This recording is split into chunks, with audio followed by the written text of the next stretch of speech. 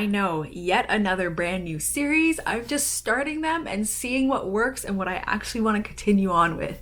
But this series is called Writing by Reading. I'm a big believer that as writers, you should be reading a lot in your age category, in your genres, reading in general in order to help your craft. I think it does make a big difference in your writing quality.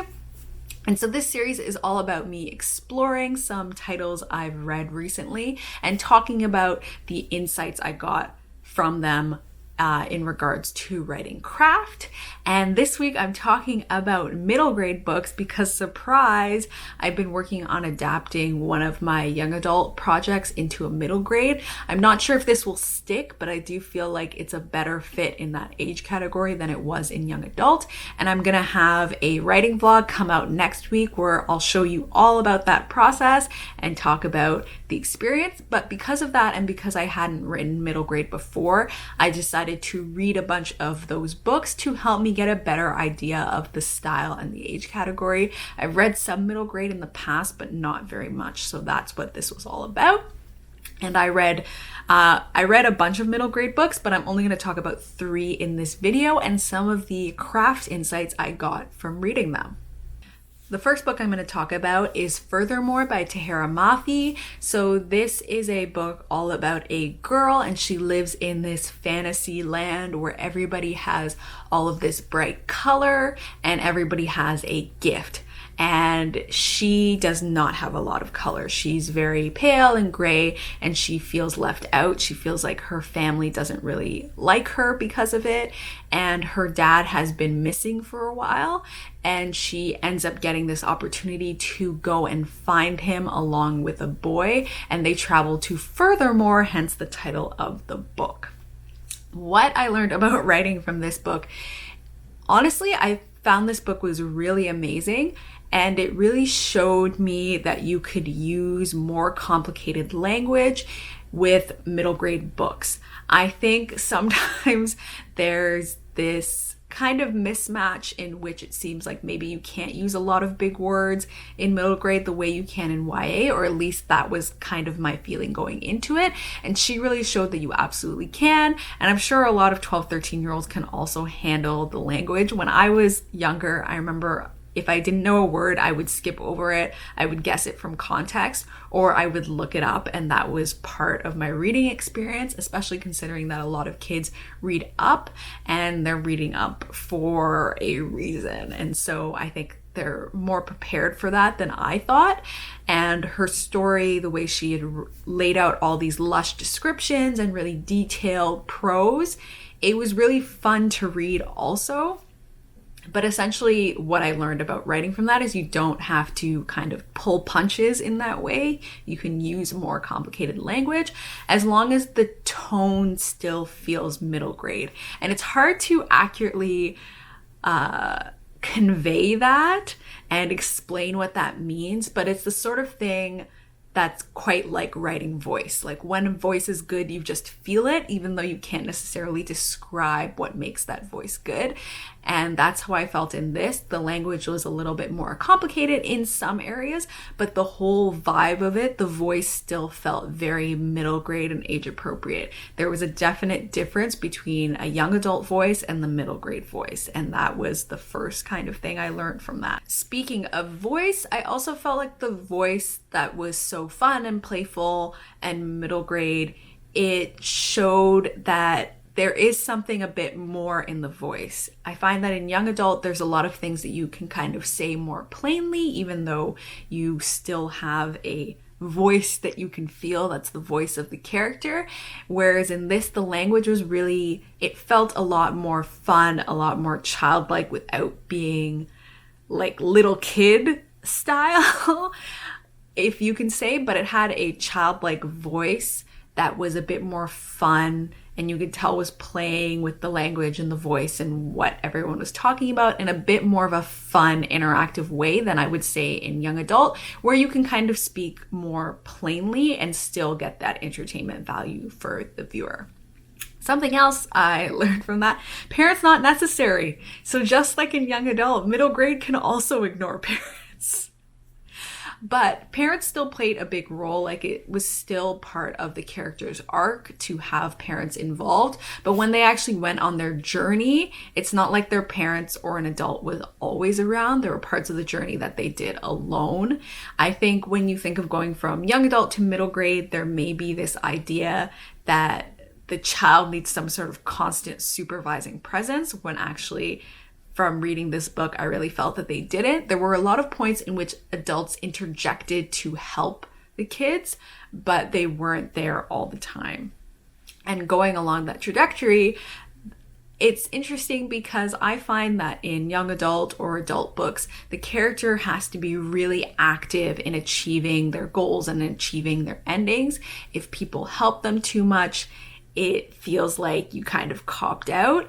Where in this story, I think because they're a middle grade and it's that sort of age, they still went and they did a lot of things to achieve their ending. They were active in that way, but they did have an adult help them at the end to come together to achieve their full goal, which I pondered about, but I think because of the age group, it still felt like it was appropriate. It didn't feel too out of left field. So that was all of the writing insights that I got from Furthermore. Next book I'm going to talk about is Amal Unbound by Aisha Saeed. So this is a book about a girl living in Pakistan. Her family isn't particularly well off, and one day she goes to market and she angers a sort of more powerful man, and her family owes him quite a bit of money, and because she angers him, he demands that they send her to his place to live as an indentured servant /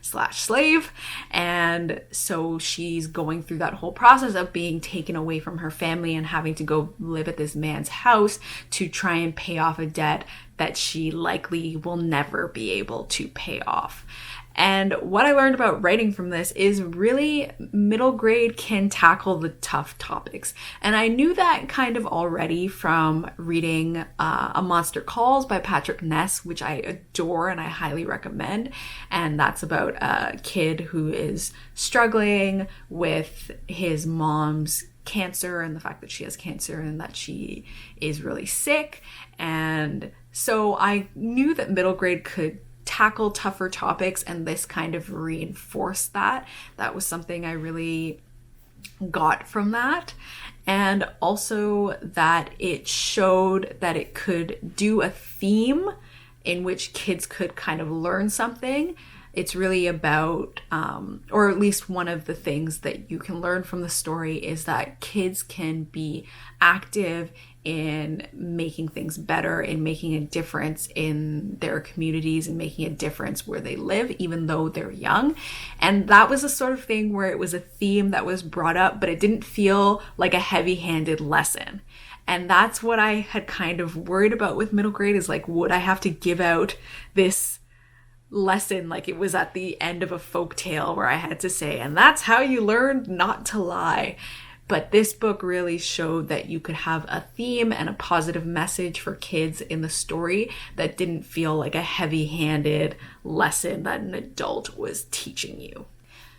This one was also interesting to read, especially coming off of Furthermore, because it was a very different tone.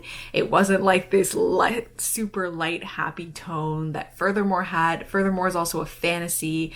Amal Unbound is a contemporary. And so there were very different tones, but it still worked. Even though it didn't have that happy, fun tone to it, it still felt age appropriate and enjoyable, and it pushed you forward in the story, even though it didn't have that same value to it, which is kind of nice because it feels like you don't have to have this super fun, happy middle grade. You can have a middle grade that's still uplifting and positive without necessarily having to have a tone that comes in and makes little jokes all the time. That's really a different type of story, which was also nice because if you are seeking to do a middle grade that has a different tone that's tackling more serious topics, you don't have to feel like you need to shoehorn in all these little jokes to fit into the age category. You can still bring that entertainment value to readers without necessarily having that tone, which I liked. So that was cool. The next book I'm going to talk about is The Jumbies by Tracy Baptiste. So this is a story about a girl who lives on an island. I'm not sure whether they specify where in the Caribbean it is, but it is a Caribbean inspired fantasy, or Caribbean fantasy just sort of straight on. But it incorporates Haitian folklore and Trinidad and Tobago folklore together. But it's about a girl, and her mom has died a while ago, and she lives with her father. And then there is a Jumbie that shows up, which is like basically a catch-all term for like ghosts or spirits or monsters in Caribbean folklore, and she essentially has to try and save the island with her friends and save her father from the wrath of the Jumbie. And yes, that's pretty much it summary wise. Something I definitely noticed about the writing of this book in opposition to the other books is that there was a really stark difference between the way children of the same age were being portrayed. So in all of the books, I think the kids were roughly 12 or 13. They're all kind of upper middle grade, but I found that in the Jumbies, they read as a lot younger. So that really showed me there's a broad kind of spectrum in the way the voice and the children are portrayed depending on their age. I personally like to skew it. I don't really like when it feels a lot younger, but I understand how some middle grade books end up with a younger voice because, as I mentioned before, kids read up. So you're setting your main character as 12 years old, but you may find that it's actually a lot of like 8 or 10-year-olds that are actually reading the story. So I understand how it can have that broader range in which kids are feeling a bit younger than the age that they are put in this book and in the story. In the Jumbies, it also brought in that plot theme that I remember from back in the day when I was reading middle grade books, when I was actually middle grade aged, in that whole plot idea of kids fighting to save their parents or save adults, which I'd kind of forgotten about. But when I think of things like Harry Potter, like in the first few books, or even kind of A Series of Unfortunate Events, in a way, there is this sort of plight in which kids are taking on the responsibility to help adults. And maybe the whole point of that theme is just kids taking on more responsibility, and that idea of changing into an age in which you have more responsibility. And so that was something interesting that I noticed as I read. I also noticed a much different vibe in pacing with this one. Furthermore, was quite a bit longer than the Jumbies, even though they were both fantasy. And so because of that, I found that the Jumbies was a lot faster paced. It had more chapters that were shorter, so that you were kind of turning over that faster, and it was a shorter book, and so the pacing was a lot faster in that way. I'm kind of getting mixed feelings about how long a middle grade should or shouldn't be, or what works. But that was just something I noticed in this one, that you had that contrast of a fantasy that was longer and a bit more drawn out versus this fantasy that was a lot faster paced and shorter, which was interesting to note as well. Something else that came up was that whole character conflict of friendships coming together and breaking apart. And when I was a kid, I remember that being a big part of my childhood as a middle grade age child, was having all of these friendships where we'd like break up with one friend and then we'd get together, and then we'd break up with this friend and then we'd get back together, and then we'd break up with this friend and then we'd get back together, and how consuming a part of that experience was. And so reading this reminded me of that as part of a middle grade experience. What I found in reading the Jumbies in particular was getting reminded of those sorts of themes and conflicts that come up in middle grade that I remember from when I was younger, those themes of like friendship, get-togethers and breakups, and taking care of adults, gaining that extra responsibility. And so reading the Jumbies was good in reminding myself of those different themes in middle grade that were available to play with as I wrote my own. Now I'm just going to talk about some general observations writing craft-wise that I noticed in reading middle grade overall, these past sort of like 8 books that I've read in the last couple months. And one big thing that stood out to me was the tenses. There's a lot more third person past tense. And I do remember reading a lot more third person past tense when I was a kid too. But if I think about like Harry Potter, third person past tense, A Series of Unfortunate Events was third person past. The Jumbies was third person past. Furthermore was third person past. I read a bunch of the School for Good and Evil books. Those are all third person past. Amal Unbound was the only one that I'd read. It was first person. It was also past. And so I started to notice this theme of a lot of third person past tense books, whereas I think in young adult it's a little bit more mixed up. And in young adult I find that I noticed a lot more first person stories, which is usually how I write my stories. And so that was something for me to really keep in mind as I wrote, as to whether third person past was going to actually be more appropriate considering the age category. So that was an observation. Something else was also the lengths. The lengths feel all over the damn place. That's what I can say about middle grade. I was reading, because a lot of these I read on audiobook, and there were some of them that were 5 to 6 hours, and I was like, okay, that feels like middle grade. And then there were others that were like 10 to 12 hours, and I was like, okay, what is happening?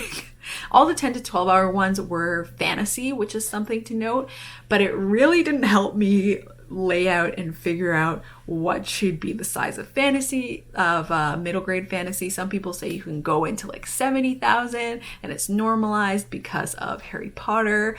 I had recently gone on an agent website when I was looking up, I'm not looking for a new agent, I was on an agent website because I was looking up middle grade word counts, and then one of them said 50,000 words was the absolute maximum. And so it's all over the damn place, and reading these books did not help me pin down how big a middle grade book should be. So that was unhelpful in that way. And the last sort of general observation was really the range in how the voice was. In which case, sometimes the voice was really fun and like happy and playful, and that was really the tone of it. Sometimes the voice was a little bit more, it could speak plainly about things in the way I'm more used to in young adult. Sometimes the voice seemed like it was, okay, this is spot on in my mind what I think a 12-year-old sounds like. And sometimes it was like, this is a lot younger than I think a 12-year-old sounds like. Though none of them felt much older than they were supposed to be, which was something definitely interesting to note. And so that range in voices really helped me decide what kind of voice I would like and what I would like to keep to. For me, the fun, playful voice that feels smack on, like this is a 12-year-old, is really what I liked and what I would be aiming for. And that's what was so helpful about going through these books and reading them and looking over them, is that I really got a sense for what I would like.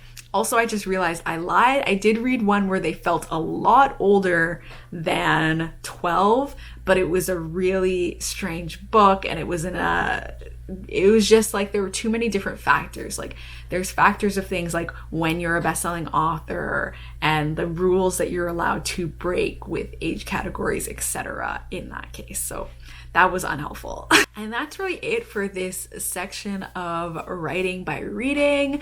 Please comment below if you like this series, if you were interested in this, if this was helpful, and also if you have any comments about what you've noticed in middle grade books that have helped you with writing. Have you ever considered writing a middle grade book? Comment with that as well. And if you like this video, please give it a thumbs up. And if you haven't subscribed to my channel already, please subscribe below. And thank you so much for watching, and look forward next week to my writing vlog in which I'll be talking all about doing middle grade. And thanks for watching. Bye.